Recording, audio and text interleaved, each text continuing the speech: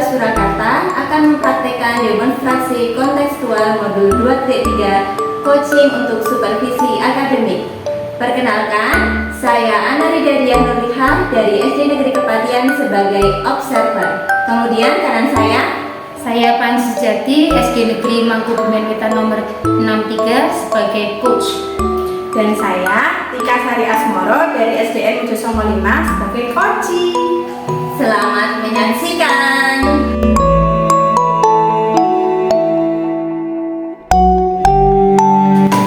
Baik, selamat siang Bu Panji. Selamat siang. Ya, alhamdulillah ya kita bertemu di kesempatan kali ini. Nah, pada hari ini Bu Panji akan melaksanakan praktek coaching, di mana Bu Panji berperan sebagai coach dan juga Bu Tika akan berperan sebagai coachee. Nah, sebelum Bu Panji mempraktekkan coaching, hari ini nanti akan saya amati ya, saya sebagai observer akan mengamati praktek yang akan dilakukan oleh Bu Panji dan Bu Tika. Nah, sebelum itu kita membahas dulu tentang rubrik penilaian. Jadi selama Bu Panji melakukan coaching akan ada beberapa hal yang saya amati, yaitu tentang prinsip coaching. Jadi dalam rubrik penilaian ini nanti yang saya nilai apakah prinsip-prinsip coaching itu sudah nampak atau belum dalam prakteknya Bu Panji. Dalam prinsip praktek coaching ada 3 hal yang akan saya amati, yaitu yang pertama tentang kemitraan, kemudian tentang proses kreatif, dan yang ketiga yaitu tentang memaksimalkan potensi dari coaching. Baik, siap ya Bu Panji? Terima kasih. Nah, dari 3 kompetensi inti coaching, yaitu yang pertama kehadiran penuh, kemudian mendengarkan aktif, dan juga yang ketiga mengajukan pertanyaan berbobot. Dari ketiga kompetensi tersebut, kompetensi yang manakah yang akan Bu Panji kembangkan dalam praktek coaching pada kesempatan kali ini? Kompetensi yang ingin saya kembangkan pada praktek coaching kali ini adalah mengajukan pertanyaan berbobot. Oh, jadi dalam kesempatan kali ini Bu Panji akan mengembangkan kompetensi tentang mengajukan pertanyaan berbobot. Nah, di bagian mengajukan pertanyaan berbobot kan ada beberapa indikator nih. Nah, di bagian yang manakah yang ingin secara spesifik Bu Panji kembangkan dalam praktek coaching hari ini? Di sini mengajukan pertanyaan berbobot dengan indikator mengajukan pertanyaan yang bersifat terbuka dan eksploratif agar membantu coaching untuk menemukan solusinya sendiri, kemudian mampu membuat dia mengeluarkan ide-ide yang baru. Oke, jadi dengan cara mengajukan pertanyaan yang berbobot dengan memberikan pertanyaan yang terbuka dan juga eksploratif. Nah, indikator keberhasilan dari kompetensi yang akan diraih ini apa Bu? Jadi indikator ketercapaian dari kompetensi yang ingin dikembangkan di sini, saya mampu membawa coaching untuk menemukan solusinya sendiri seperti itu. Oh baik, berarti indikator dari keberhasilan tujuan pengembangan yang akan diraih Bu Panji dalam praktek coaching kali ini adalah menuntun coaching menemukan solusinya sendiri. Nah, baik, cukup sekian dulu prasupervisinya. Silakan melakukan coaching bersama Ibu Tika.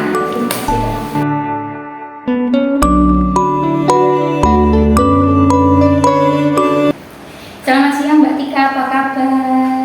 Selamat siang Bu Panji, kabar baik. Bu Panji bagaimana kabarnya? Alhamdulillah saya juga baik Mbak Tika. Apa yang kita mau obrolin hari ini ya? Jadi begini Bu Panji, kondisi murid-murid di kelas saya itu sekarang sedang, mereka tuh jenuh gitu Bu Panji di kelas, karena setiap hari itu saya berikan latihan soal yang terlalu banyak, karena untuk persiapan ujian sekolah untuk 1 bulan mendatang itu kan sebulan lagi itu anak-anak sudah ujian sekolah. Jadi kemarin itu saya berikan latihan soal yang terlalu banyak sehingga membuat anak-anak sekarang saya lihat kondisinya sekarang jenuh gitu, kayak kurang nyaman gitu di kelas. Gitu Bu Panji. Oh, iya. Jadi jenuh di sini, anak-anak merasa jenuh karena diberi soal yang terus-menerus ya Mbak ya. Jenuh di sini jadi mengakibatkan pada murid-murid jadi kurang fokus belajar, kemudian semangat untuk belajarnya juga berkurang, di kelas juga kurang nyaman. Nyamannya itu jadi anak-anak itu kurang fokus gitu. Ya, jadi kenyamanan dan fokus belajarnya yang terganggu. Jadi di sini kalau skala 10 dikatakan anak itu nyaman dan fokus belajar, murid panjenengan itu berada di skala berapa ya, Mbak? Kalau sekarang saya amati Bu Panji, itu anak-anak saya masih di level 4. Jadi anak-anak dikatakan belum fokus juga iya, kurang nyaman juga iya. Di angka berapa yang panjenengan inginkan anak-anak ini nanti mencapai level nyaman dan fokusnya? Kalau saya inginnya nanti anak-anak itu bisa berada di level 9.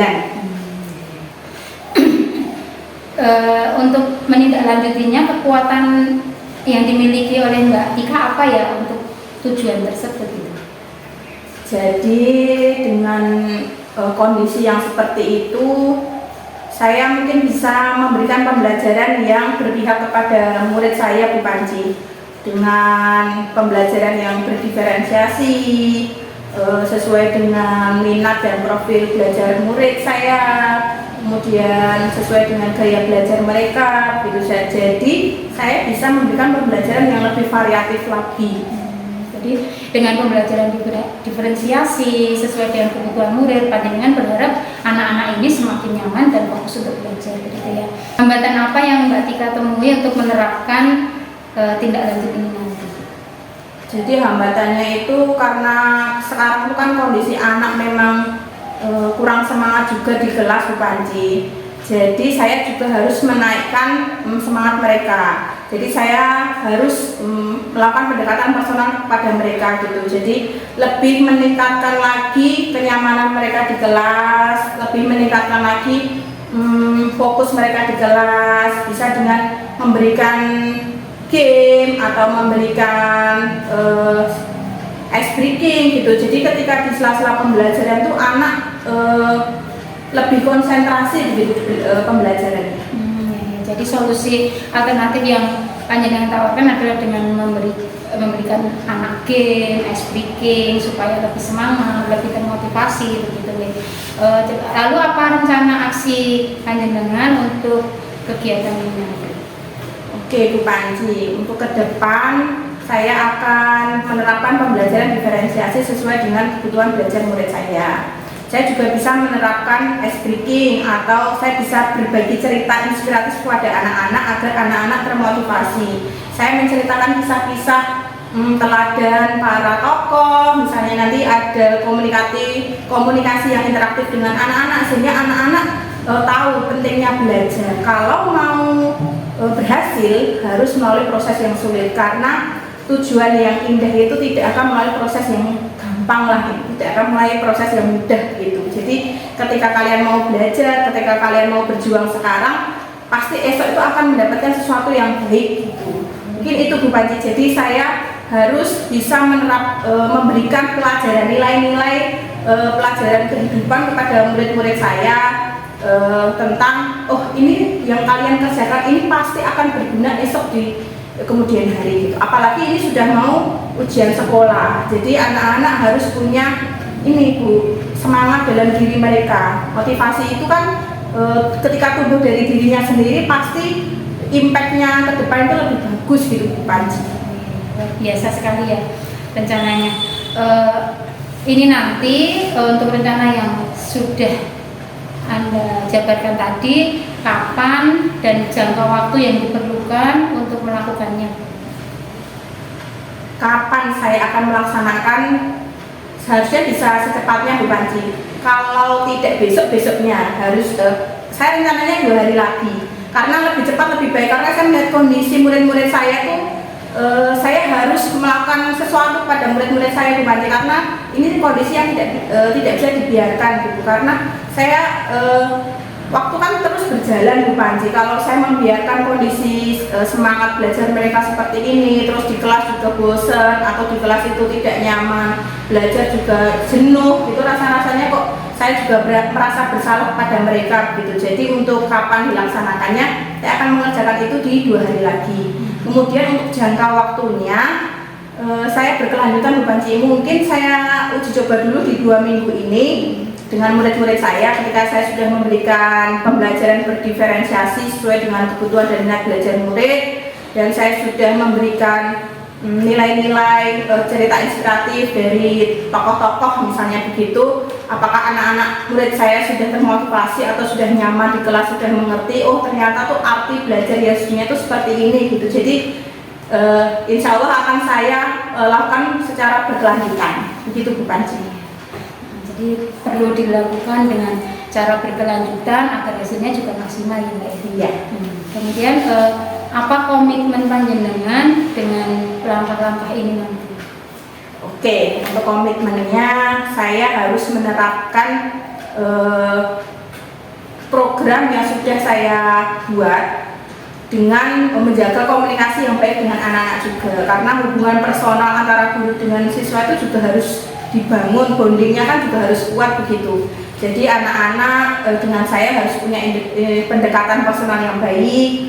Kemudian tadi pembelajaran diferensiasi saya lakukan dengan baik sesuai dengan kebutuhan dan minat belajar anak-anak gitu. Kemudian saya juga memberikan pembelajaran yang variatif, tidak hanya melalui soal-soal terus, bisa dengan kuisis. Itu kuisis kan kalau tidak memakai gadget kan ada yang pakai barcode, itu kan anak-anak juga bisa gitu. Jadi saya harus melakukan pembelajaran yang lalu itu kalau baik ini lebih baik lagi gitu. Saya lebih meningkatkan pembelajaran saya kepada anak-anak.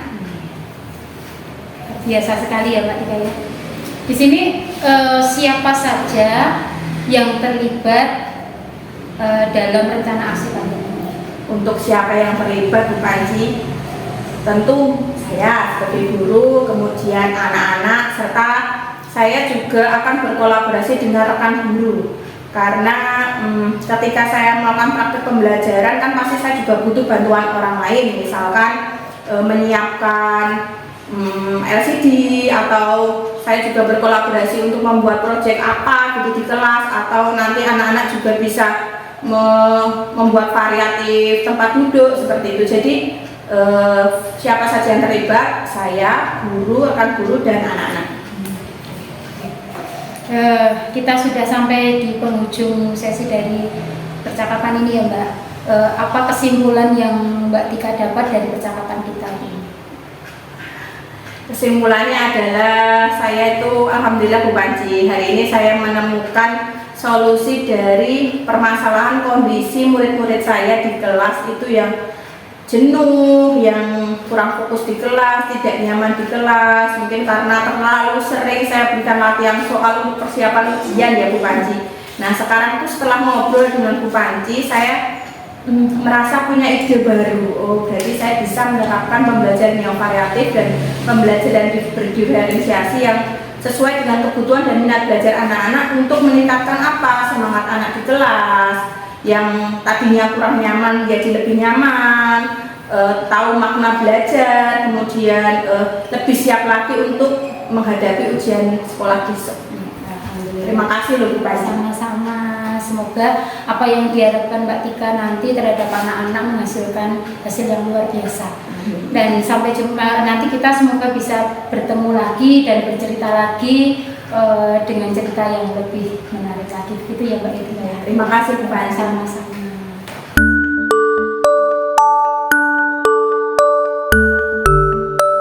Baik, terima kasih sekali Bu Panji, sangat luar biasa praktek coachingnya ini tadi dengan Bu Tika sebagai coach dan juga Bu Panji sebagai coachnya. Nah, saya ingin mengajukan beberapa pertanyaan terkait praktek coaching yang sudah Ibu lakukan tadi.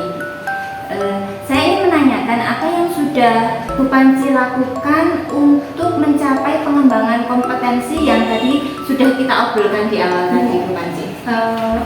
Saya di sini sudah melakukan menyampaikan pertanyaan yang bersifat terbuka dan eksploratif, sehingga coach di sini mampu bercerita, menyampaikan perasaannya, mengalir, dan menyampaikan harapan-harapannya.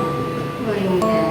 Jadi memang Bu Panji tadi kan ingin mengembangkan kompetensi tentang mengajukan pertanyaan yang berbobot ya. Nah, strateginya tadi dengan cara memberikan pertanyaan terbuka dan juga eksploratif. aktif. Nah, dari pengamatan saya ini tadi, dari praktek coaching yang dilakukan oleh Bu Panci dan Bu Tika itu sudah nampak adanya Bu Panci ingin mengembangkan kompetensi tentang mengajukan pertanyaan berbobot sesuai dengan alur tirta ya Bu Panci. Tadi kan sudah ada tujuan, identifikasi, lalu menanyakan rencana koci dan juga tanggung jawabnya. Nah, kemudian juga tadi Bu Panci sudah nampak ya, terlihat melakukan praktek coaching sesuai dengan prinsip coaching. Yang pertama yaitu tentang kemitraan. Jadi Bu Panci tidak merasa lebih senior daripada Bu Tika. Bu Panci sudah berperan sebagai teman bagi Bu Tika dan juga kemudian Bu Panci mempraktekkan proses kreatif dengan mengajukan pertanyaan terbuka dan juga eksploratif dan juga memaksimalkan potensi coach, sehingga tadi Bu Tika tadi sampai bisa mengeluarkan ide-idenya ya, itu sudah sangat luar biasa sekali. Nah, untuk itu untuk tindak lanjutnya nih Bu Panci, setelah Bu Panci melakukan praktek coaching ini tadi, kompetensi apa lagi yang ingin Bu Panci kembangkan selain mengajukan pertanyaan yang berbobot? Untuk yang berikutnya saya ingin mengembangkan kompetensi mendengarkan aktif ya. Oh gitu.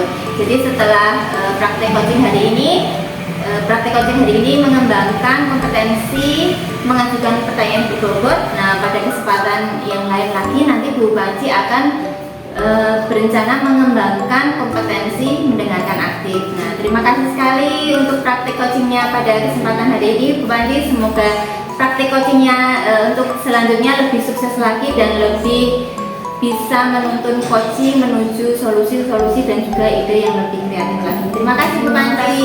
Selamat siang.